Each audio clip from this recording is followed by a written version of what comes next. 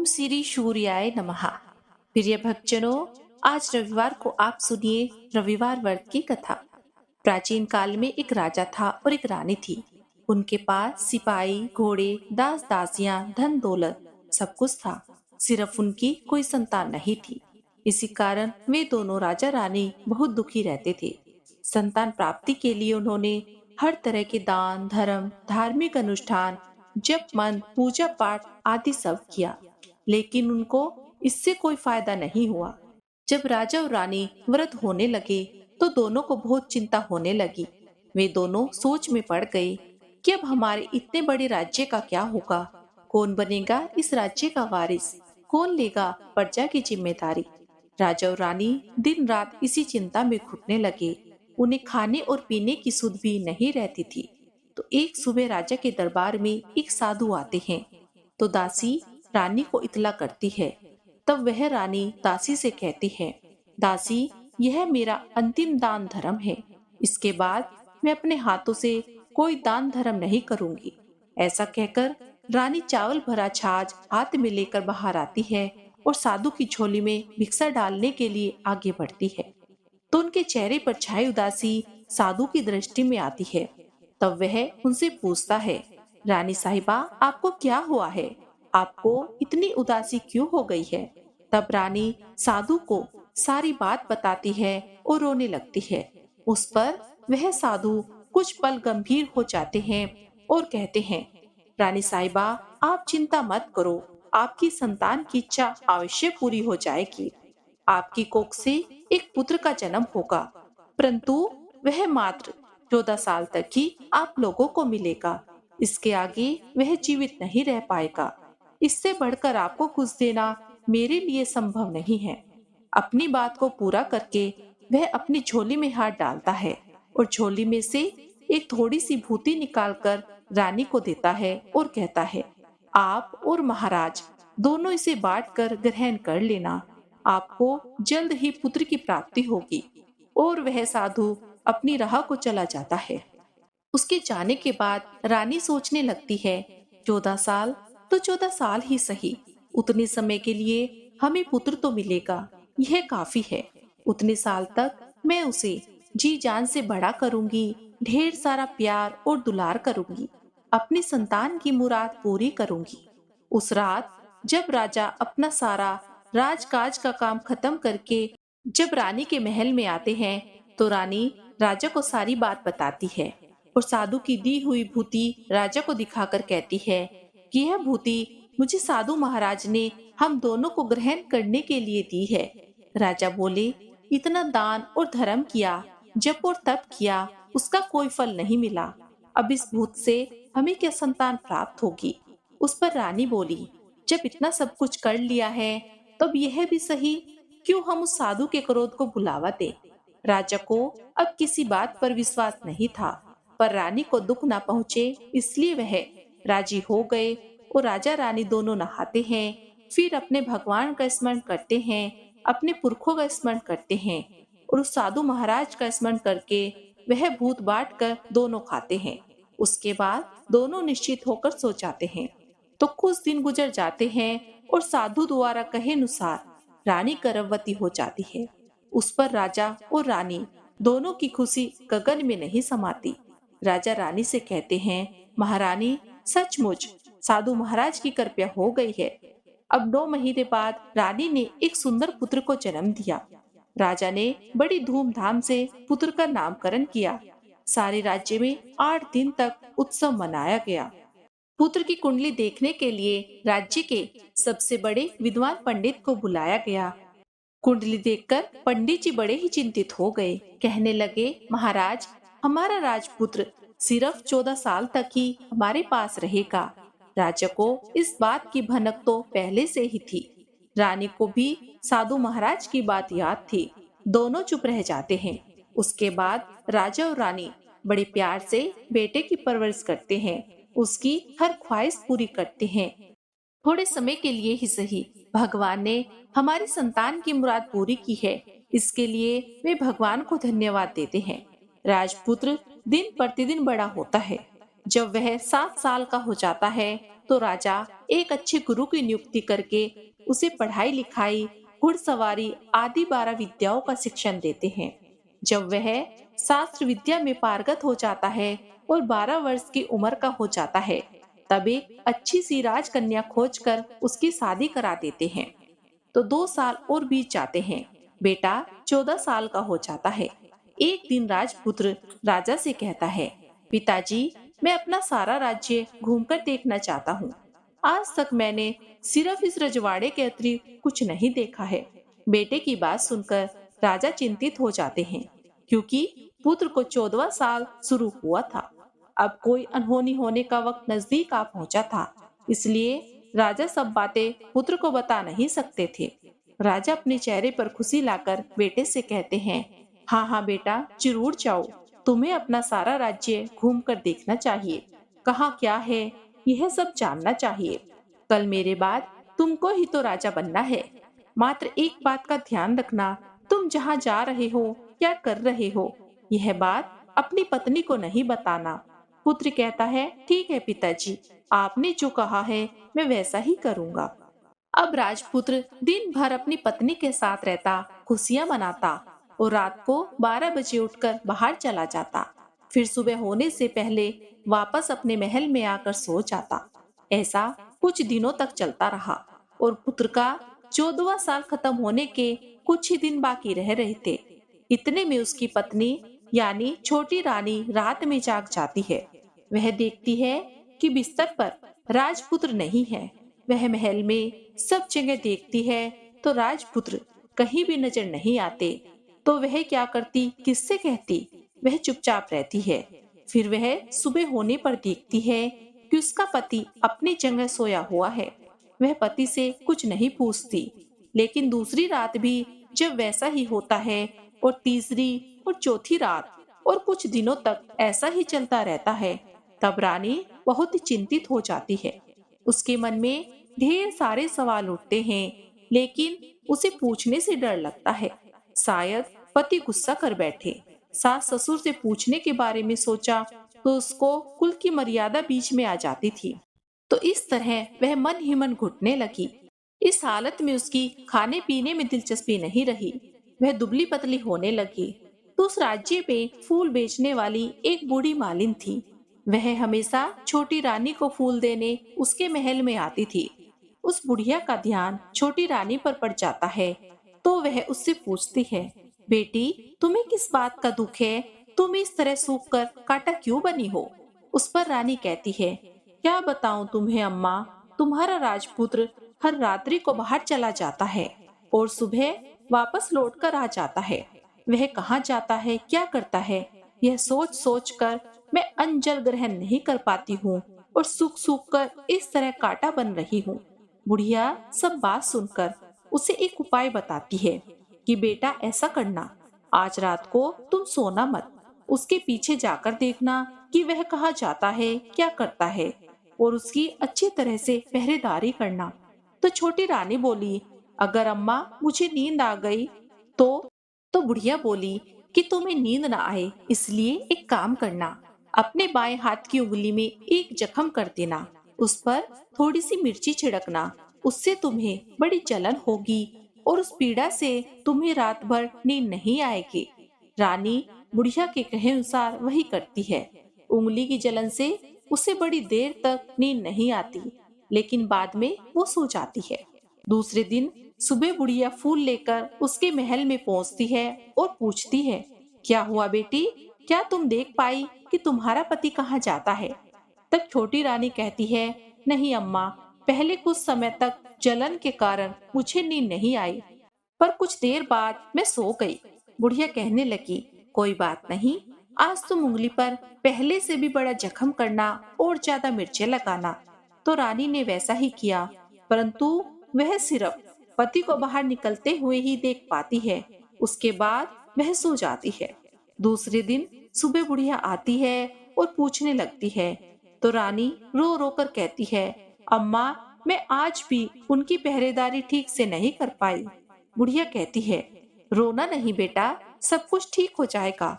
तुम आज रात जख्म और बड़ा करना और उस पर और ज्यादा मिर्च लगाना, और एक काम करना कि जब वह जाने के लिए निकलता है तब उसका रास्ता रोकना।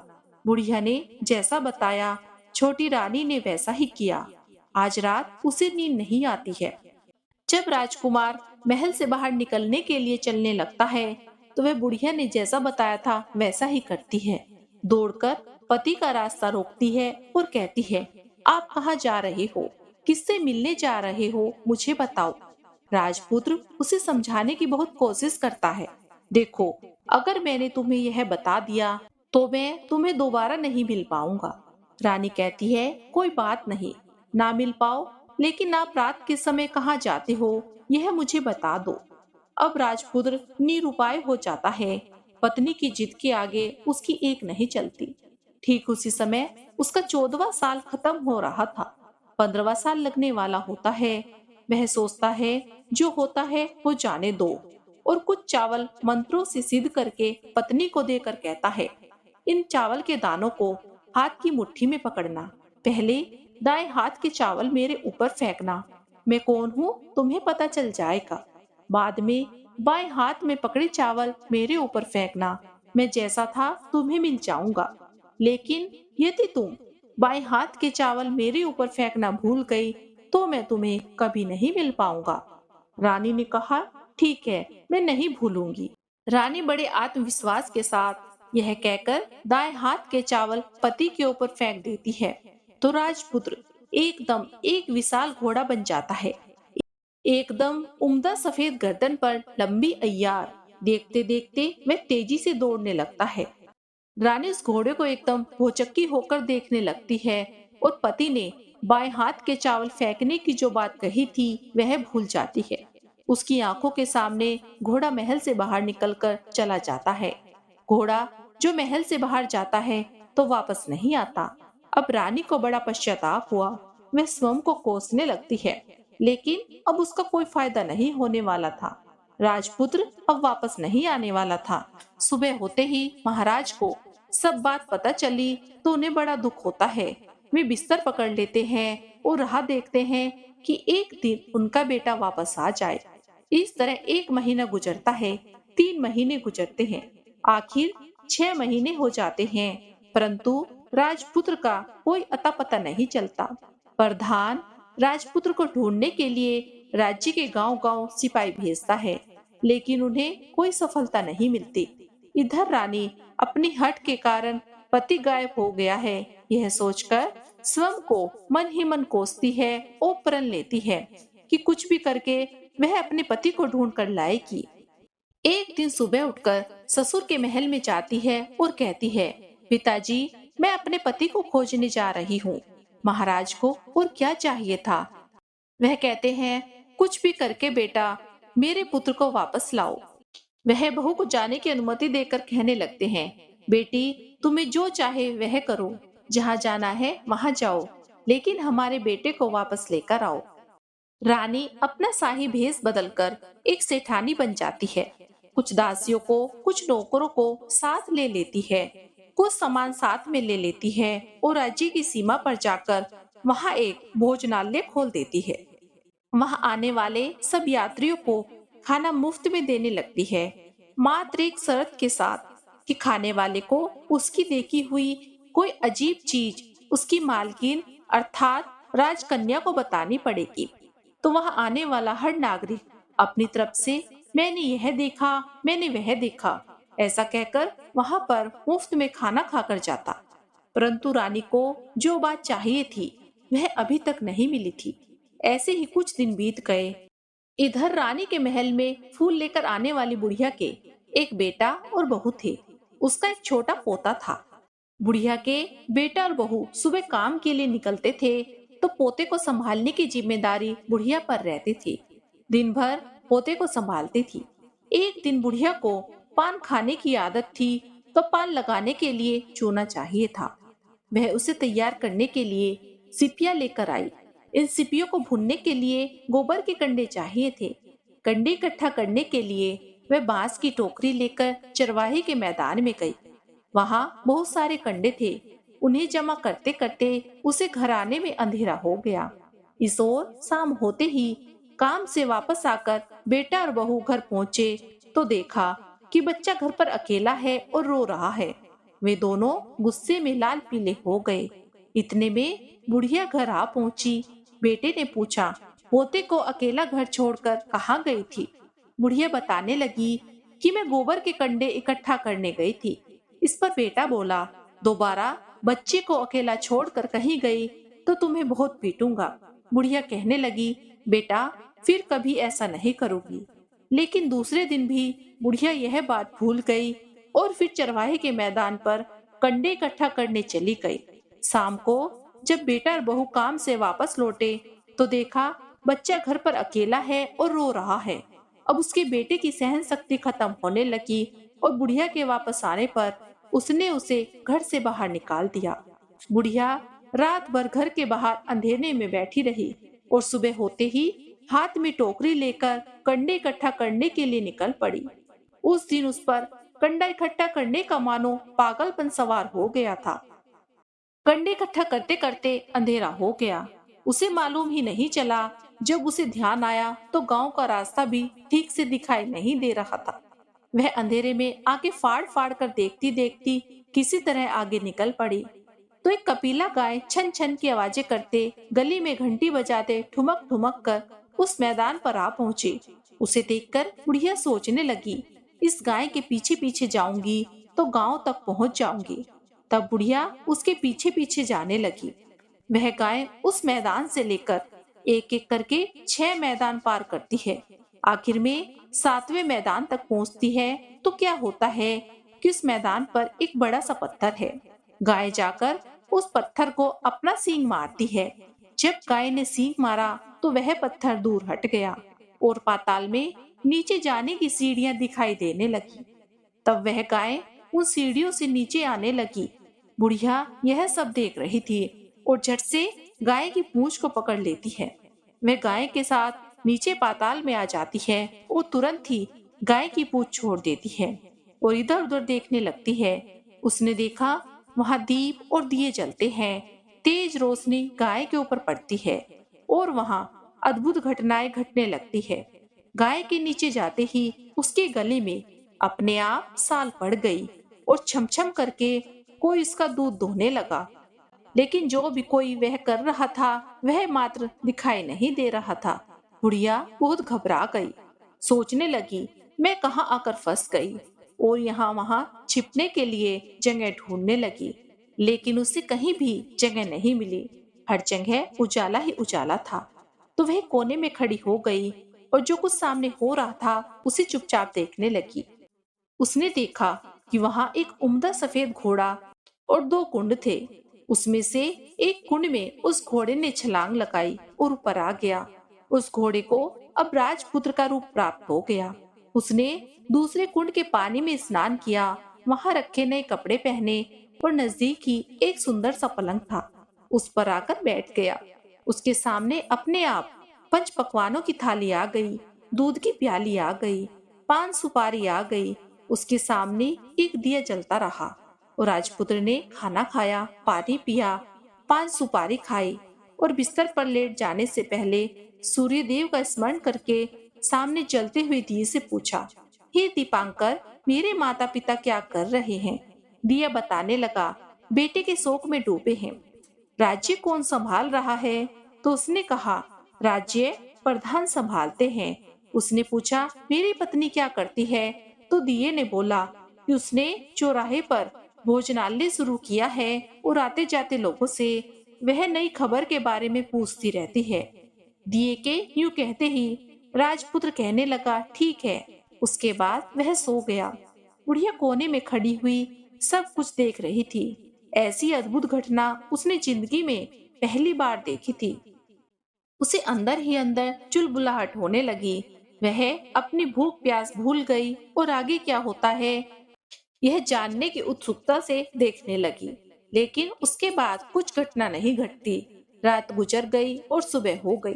पलंग पर सोया हुआ राजपुत्र उठा और फिर से पहले वाले कुंड में छलांग लगाई। अब वह फिर से घोड़ा बनकर कुंड से बाहर आ गया और वह तेजी से उस पाताल नगरी से बाहर निकल गया। लेकिन वह कहाँ गया, बुढ़िया को कुछ पता नहीं चला।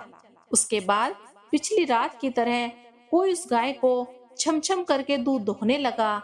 जैसे ही दूध दोहना खत्म हुआ, उसके गले की साल अपने आप खुल गई और वह गाय तेजी से ऊपर जाने लगी, सीढ़ियों की ओर भागने लगी।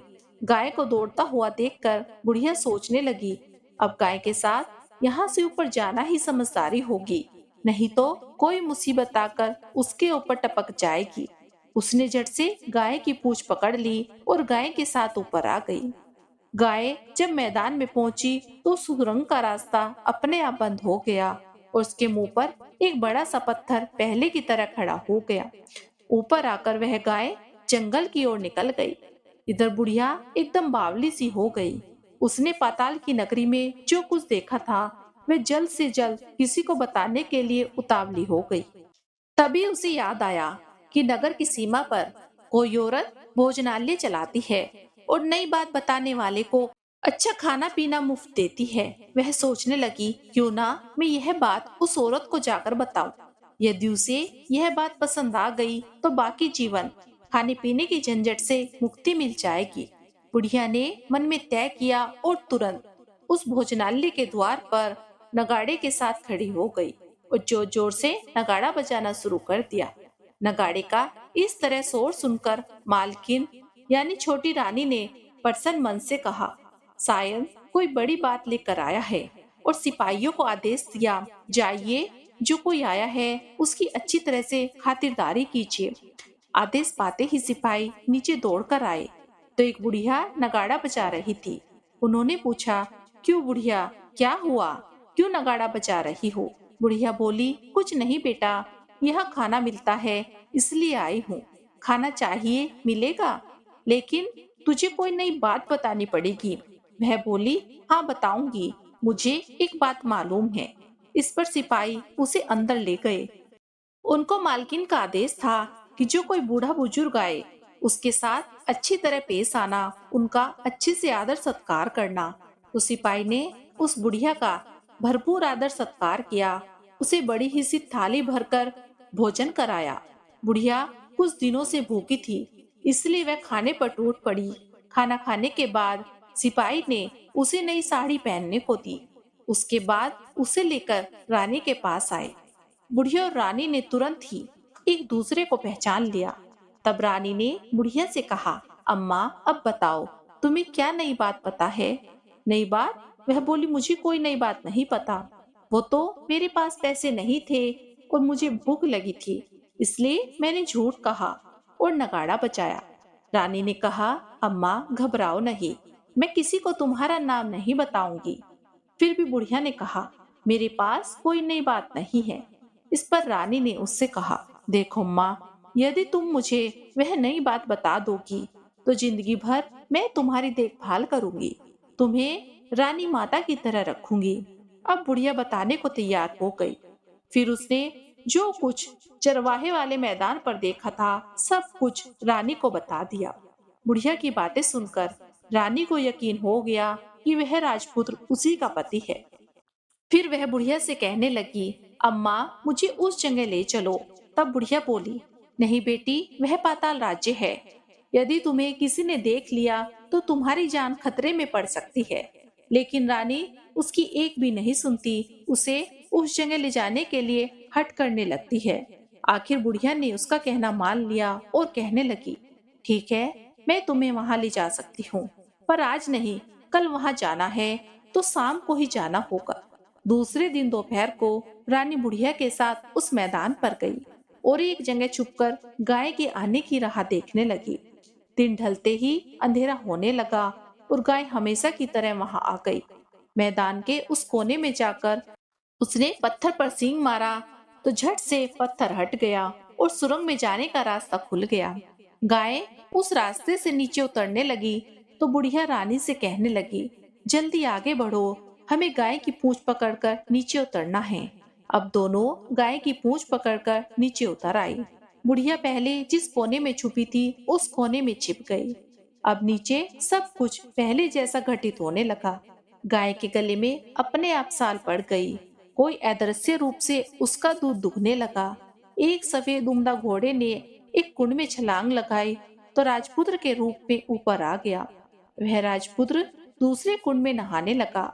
बाद में उसके सामने खाने की थाली आ गई, दूध की प्याली आ गई, पान का बीड़ा आ गया। राजपुत्र सब ग्रहण करके सोने के लिए पलंग पर गया तो सोने से पहले सूर्य देव का स्मरण करके वह दिए से पूछने लगा, हे दीपांकर, मेरे माता पिता क्या कर रहे हैं?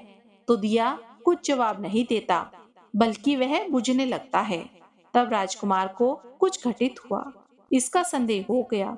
वह उदास हो गया और जो कुछ हुआ वह हो जाने दो, ऐसा सोचकर फिर से बिस्तर पर लेट गया। अब रानी का संयम छूट गया। वह दौड़कर पति के पास आ गई और उनके पैर पकड़ने के लिए आगे बढ़ने लगी। राजपुत्र तुरंत ही पत्नी को पहचान गया। वह झट से पीछे हट गया और चिल्लाने लगा, नहीं नहीं, मुझे मत छूना, सर्वनाश हो जाएगा। रानी दोनों हाथ जोड़कर पति से अपनी भूल स्वीकार करने लगी। कहने लगी, स्वामी, मुझसे भूल हो गई। मुझे आपसे नहीं पूछना चाहिए था कि आप रात को कहाँ जाते हो। मैं अपनी भूल स्वीकार करती हूँ। मुझे मेरी भूल की सजा मिल गई है। अब आप घर चलो। आपके वियोग में आपके माता पिता ने बिस्तर पकड़ लिया है। आपकी प्रजा भी बहुत दुखी है। उस पर राजपुत्र कहने लगा, वही तो, एक बार तुम गलती कर बैठी हो, अब दोबारा मत करना, नहीं तो अब मैं तुम्हें जो दिख रहा हूँ वह भी नहीं दिखूंगा। अब रानी विलाप करने लगी, जोर जोर से जमीन पर सिर पटकने लगी। राजपुत्र के मन में उसके प्रति दया उत्पन्न हो गई। वह उससे कहने लगा, यदि तुम मुझे पाना चाहती हो तो तुम्हें एक काम करना होगा। काम कठिन है, लेकिन वह तुम्हें अकेले ही करना होगा। रानी ने कहा, कहो स्वामी, कितना भी कठिन काम हो मैं अवश्य पूर्ण करूंगी। तब राजपुत्र ने कहा, इस पाताल से ऊपर जाते ही तुम्हें एक घना जंगल नजर आएगा। ऐसे 6 जंगल पार करने के पश्चात तुम्हें एक 7वां जंगल मिलेगा। वह सबसे घना जंगल है। उस जंगल के बीचों बीच एक पीपल का पेड़ है। उसके आसपास की जगह पत्ते, फंदे, जटाएं आदि से ढक चुकी है। वहाँ बाघ, शेर, सांप और भालू बैठते हैं। तुम्हें उन सब को भगाकर वह जगह साफ करनी है। उसको गोबर से लिपाई करके पवित्र बनाना है, रंगोली से सजाना है। उसके बाद वहाँ धूप, कपूर, अगरबत्ती जलानी है। फूल और कुमकुम से उस पेड़ की पूजा करनी है। दूध और दही से बने चावल का भोग चढ़ाना है। यह सब तुम्हें दोपहर को 12 बजे से पहले करना है। 12 बजे के समय तुम्हें उस स्थान पर बैठकर सूर्य भगवान का ध्यान करना है और ठीक 12 बजे सूर्य भगवान का रथ वहाँ उतरेगा। वे यह सब देखकर खुश हो जाएंगे और कहेंगे, जिस किसी ने भी यह सब किया है उसे मैं मनचाहा फल दूंगा। तो तुम सामने जाकर उनके रथ का दाहिना घोड़ा मांगना, मैं तुम्हें मिल जाऊंगा। इतनी बात कहकर राजपुत्र अपने पलंग पर सो गया और छोटी रानी भोर होने की राह देखने लगी। भोर होते ही वह बुढ़िया के साथ गाय की पूंछ पकड़कर ऊपर आ गई। ऊपर आने के बाद वह बुढ़िया से कहने लगी, अम्मा, अब मैं अकेले ही आगे जाऊंगी, तुम भोजनालय वापस चली जाओ। वह जंगल में जाकर राजपुत्र की बताई जगह ढूंढने लगी और स्वयं आरी से वह जगह साफ कर दी। बाद में राजपुत्र ने जैसे बताया था वैसे ही लिपाई पोताई करके वापस आ गई। दूसरे दिन सुबह होने से पहले उठी और जंगल में उस जगह पहुंच गई। वहां जाकर इत्र और गुलाब का पानी छिड़ककर उस जगह को सुगंधित धूप, अगरबत्ती जलाकर पवित्र किया और पूजा की। सब सामग्री वहां तैयार कर सूर्य भगवान का ध्यान करके बैठ गई। जैसे कि पति ने बताया था कि दोपहर को ठीक 12 बजे सूर्य भगवान का रथ उस पीपल के पेड़ पर आकर रुका। सूर्य भगवान ने जब रथ से नीचे देखा तो सुगंधित वातावरण देखकर वे बहुत प्रसन्न हो गए। फिर बोले, जिस किसी ने यह कार्य किया है वे यहाँ आकर मुझसे कुछ मांग ले, मैं उसे दे दूंगा। रानी ने जब यह सबक सुने तो बिना समय गवाए दौड़कर सूर्यदेव भगवान के सामने आ गई और उनको साष्टांग नमस्कार करके बोली, भगवान, मैं वही हूँ, मैंने ही यह जगह साफ की है। सूर्य भगवान बोले, अच्छा, तो तुम्हें क्या चाहिए वह मांगो। भगवान, आप मुझे अपने रथ का दाहिना घोड़ा दे दीजिए। सूर्य भगवान बोले, नहीं नहीं, मैं तुम्हें यह घोड़ा नहीं दे सकता, लेकिन तुम कोई और घोड़ा मांग सकती हो। तुम चाहो मेरे 12 घोड़े में से कोई सा भी घोड़ा मांग लो, लेकिन यह दाहिना घोड़ा नहीं, वह मैं तुम्हें नहीं दे सकता। छोटी रानी ने एक नहीं सुनी, वह सूर्यदेव से एक ही बात कह रही थी, वही दाहिना घोड़ा दे दीजिए, नहीं तो मैं आपके पैरों में गिरकर अपनी जान दे दूंगी। अब सूर्यदेव धर्म संकट में पड़ गए, क्योंकि उन्होंने वचन दिया था। अब अपने वचन से पलट भी तो नहीं सकते थे। सूर्यदेव बोले, ठीक है, दे दिया तुम्हें घोड़ा, लेकिन एक बात का ध्यान रखना, यह घोड़ा तुम्हें पाताल में मिलेगा, इसके लिए तुम्हें वहां जाना होगा। रानी बोली, पाताल में ही क्यों भगवान, उन्हें पाने के लिए तो मैं कहीं भी जा सकती हूँ। रानी को वचन देकर सूर्यदेव अपने मार्ग को चले गए और इधर रानी जंगल से अपने भोजनालय में वापस आ गई। फिर वह बुढ़िया को लेकर उस मैदान पर आ गई और जल्दी ही शाम हो गई। शाम होते ही वहां वह गाय आ गई और उसने सींग मारकर सुरंग का पत्थर हटाया और नीचे उतरने लगी। रानी और बुढ़िया जल्दी जल्दी उसकी पूंछ पकड़कर नीचे उतर गई। नीचे पाताल में सब घटनाएं पहले की तरह घटने लगी। घोड़े का एक कुंड में नहाकर राजपुत्र बन जाना, नहा धोकर पलंग पर जाकर बैठना, उसे खाने की थाली आना, दूध की प्याली आना, पान का बीड़ा आना। लेकिन आज एक बात नहीं घटी। आज दो दो थाली, दो दो दूध की प्याली और दो दो पान के बीड़े उसके सामने आए। वह कुछ नहीं बोला, अपने हिस्से की थाली खाकर, दूध पीकर और पान का बीड़ा चबाकर सोने चला गया और हमेशा की तरह दिए से पूछने लगा, हे दिए दीपांकर, मेरे माता पिता क्या कर रहे हैं? दिए ने बताया, वे तुम्हारे शोक में मरने की स्थिति में पहुंच गए हैं। ऐसा झट से सुनकर उसकी आंखों से आंसू टपकने लगे। फिर वह दिए से पूछने लगा, हे दीपांकर, मेरा राज्य कौन चला रहा है? तुम्हारा राज्य प्रधान चला रहा है और वह सब कुछ हड़प चुका है। वह प्रजा पर बहुत अत्याचार कर रहा है। यह सुनकर राजपुत्र को बहुत गुस्सा आया। वह गुस्से से मुट्ठी भींचने लगा। अब वह पूछने लगा, हे दिए दीपांकर, मेरी पत्नी क्या कर रही है? अब दिया कुछ नहीं बोला और चुप रहा। अब रानी का संयम जवाब दे गया। वह दौड़कर पति के गले लग गई। अब मैं तुम्हें मिल गया हूँ, राजपुत्र कहने लगा। वह बोली, सच कहते हो, आप मुझे मिल गए हो, अब घोड़ा तो नहीं बनोगे? वह बोला, नहीं, अब मैं दोबारा घोड़ा नहीं बनूंगा। तुमने जो इतने सारे कष्ट उठाए हैं मुझे पाने के लिए, इसलिए सूर्य देव ने मुझे सदा के लिए घोड़े के जन्म से मुक्त कर दिया है। राजपुत्र ने बड़े प्यार से कहा और उसे गले लगाया। उसके आंसू पहुँचे और कुछ देर के पश्चात सुबह हो गई। तो गाय की श्रृंखला टूटकर वह ऊपर भूलोक जाने लगी। तो रानी, राजपुत्र और बुढ़िया उसकी पूंछ पकड़कर ऊपर आ गए। ऊपर आने पर वे सीधे भोजनालय में पहुँचे। वहां का सब सामान लोगों में बांट दिया और उसको ताला लगाकर अपने राज्य में लौट आए। राजपुत्र वापस आता है और उसके तेवर देखकर प्रधान घबरा जाता है। राजपुत्र ने उसे बंदी बनाकर कैद खाने में डलवा दिया और राज्य की बागडोर अपने हाथ में ले ली। उसके बाद वह अपने माता पिता को मिलने उनके महल में गया। तब राजपुत्र क्या देखता है कि उसके माता पिता उसके शोक में अस्थि पंजर बने हुए हैं। पुत्र को वापस आया देखकर मरणासन राजा रानी की आंखों से टप टप आंसू बहने लगे। इन दोनों ने अपने पुत्र को गले लगा लिया, उसे प्यार से सहलाया और इतना होने के बाद उनकी सेहत में एकदम सुधार आने लगा। अब वे बिस्तर से उठकर बैठ गए, पुत्र को आशीर्वाद देने लगे। राजपुत्र के आने की खबर तुरंत ही पूरे राज्य में फैल गई। प्रजा खुशी से फूली नहीं समाई। प्रजाजन राजमहल के सामने इकट्ठा हो गई। राजपुत्र ने उन्हें भी दर्शन दिए और आज से कोई दुख नहीं होगा, ऐसा आश्वासन दिया। अब राजा अपने पुत्र का राज्याभिषेक करके उसे सिंहासन पर बैठाता है और बहू को महारानी का दर्जा देता है और सब अपनी पत्नी के साथ ईश्वर का स्मरण करते हुए खुशी से दिन बिताते हैं। महाराजा बना राजपुत्र अच्छी तरह से राज्य चलाने लगा और अपनी पत्नी के साथ सुख शांति से जीवन बिताने लगा।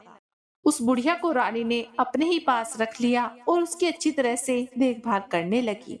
बुढ़िया और उसके बुढ़ापे के दिन अच्छे से गुजरने लगे। प्रेम से बोलिए सूर्य नारायण भगवान की जय हो। एक बार एक नगर में एक वृद्धा रहा करती थी। वह रविवार को नियम से घर आंगन को गोबर से लीप कर फिर भोजन तैयार करती और फिर सूर्यदेव को भोजन लगाने के बाद ही खुद भोजन किया करती थी। ऐसा व्रत करने से उसका घर धन धान्य से भरा रहता था। हरि की कृपा से घर में किसी प्रकार का कोई भी दुख नहीं होता। घर में सब कुछ आनंद मंगल था। इसी तरह कुछ दिन बीत जाने पर वह पड़ोसन जिसकी गाय का गोबर वह वृद्धा लाया करती थी, वह विचार करने लगी, यह बूढ़ी माई हमेशा मेरी गाय का गोबर ले जाती है। यह सोचकर एक दिन उसने अपनी गाय को घर के अंदर बांध दिया। फिर तो वह हर दिन अपनी गाय को घर के भीतर बांधना शुरू करने लगी। इधर गोबर न मिलने पर बूढ़ी माई रविवार के दिन अपने घर को लीप नहीं पाई। इसलिए ना उन्होंने भोजन बनाया, ना भगवान को भोग लगाया और ना ही खुद भोजन किया। इस तरह उन्होंने निराहार व्रत किया। सुबह से शाम, शाम से रात हो गई और वह बूढ़ी माई भूखी ही सो गई। फिर रात में सूर्य भगवान ने उन्हें सोपन में दर्शन दिए और भोजन न बनाने और भोग न लगाने का कारण पूछा। तब बूढ़ी माई ने सूर्य देव को बताया कि गोबर न मिलने के कारण आज वह भोजन नहीं बना सकी। तब भगवान भास्कर ने कहा, माता, हम तुमको ऐसी गाय देंगे जिससे सभी इच्छाएं पूर्ण हो जाएंगी, क्योंकि तुम हमेशा रविवार को गोबर से लीप कर फिर भोजन बनाती हो, भोग लगाकर खुद भोजन करती हो। इसलिए मैं आपसे प्रसन्न होकर आपको वरदान देता हूँ। तब सपने में भगवान का यह वरदान पाकर बूढ़ी माई की आंख खुली तो उन्होंने देखा कि आंगन में एक बहुत सुंदर गाय और बछड़ा बंधे हुए हैं। गाय और बछड़े को देखकर वह खुश हो गई और घर के बाहर बांधकर उन्हें खाने को चारा डाल दिया। इधर जब पड़ोसन ने बूढ़ी माई के घर के बाहर बहुत सुंदर गाय और बछड़े को देखा तो ईर्ष्या से प्रेरित होकर उसका हृदय जल उठा। और जब उसने देखा कि गाय ने तो सोने का गोबर दिया है, तो वह गाय का सोने का गोबर उठाकर ले गई और अपनी गाय के साधारण गोबर को उसकी जगह रख दिया। वह रोजाना ऐसा ही करने लगी और इधर सीधी सादी बुढ़िया माई को कानो कान भी इसकी खबर तक नहीं होने दी। एक दिन सर्वव्यापी ईश्वर ने सोचा कि चालाक पड़ोसन की वजह से यह वृद्धा ठगी जा रही है। तब एक शाम उन्होंने अपनी माया से बड़े जोर की आंधी ला दी। आंधी के डर से वृद्धा ने अपनी गाय को घर के भीतर बांध दिया। जब गाय ने गोबर दिया तो वह हैरान रह गई। फिर तो वह रोजाना अपनी गाय को घर के भीतर ही बांधने लगी। उधर पड़ोसन ने देखा कि गाय घर के अंदर बंधने लगी है और वह सोने का गोबर उठाने में कामयाब नहीं हो पा रही है। तो वह कुछ उपाय न देखकर एक दिन पड़ोसन ने राजा के महल में जाकर सारी बात बता दी। पड़ोसन ने राजा से कहा, महाराज, मेरे पड़ोस में एक वृद्धा के पास ऐसी गाय है जो आप जैसे राजाओं के योग्य है और वह गाय रोजाना सोने का गोबर देती है। आप उस सोने से पर्चा का पालन कीजिए। वृद्धा भला उस सोने का क्या करेगी? राजा ने जब यह बात सुनी तो सुनकर अपने दूतों को वृद्धा के घर गाय लाने को कहा। उस समय वृद्धा सुबह सुबह ईश्वर को भोग लगाकर भोजन ग्रहण करने जा रही थी। तभी राजा के सेवक गाय खोल कर ले गए। यह देखकर वह बहुत रोई चिल्लाई, लेकिन कर्मचारियों ने उसकी एक न सुनी। उस दिन फिर वह वृद्धा गाय के वियोग में भोजन नहीं कर पाई और रात भर रो रो कर भगवान से गाय को पुण्य पाने की प्रार्थना करती रही। वहीं दूसरी ओर राजा गाय को देखकर बहुत प्रसन्न हुआ और अपने महल में बंधवा दिया। फिर राजा अगले दिन सुबह जैसे ही उठा तो सारा महल गोबर से भरा दिखाई दिया। राजा यह देखकर घबरा गया। भगवान ने रात में राजा को सौपन में कहा, हे राजा, यह गाय वृद्धा को लौटा दो, इसी में तुम्हारी भलाई है। रविवार के व्रत से प्रसन्न होकर मैंने ही यह गाय उस वृद्धा को दी थी। सुबह होते ही राजा ने वृद्धा को बुलाकर बहुत सारा धन देकर सम्मान सहित गाय और बछड़ा उसे वापस कर दिया। इसके साथ ही उसकी पड़ोसन को बुलाकर उसे उचित दंड दिया। ऐसा करने से राजा के महल की गंदगी अपने आप दूर हो गई। उस दिन राजा ने नगर वासियों को आदेश दिया कि अपनी समस्त कामनाओं की पूर्ति के लिए वे सभी रविवार का व्रत रखा करे। और जब प्रजा ने रविवार व्रत का पालन करके कथा का श्रवण किया तो उन सभी के घर में सुख समृद्धि के भंडारे भर गए।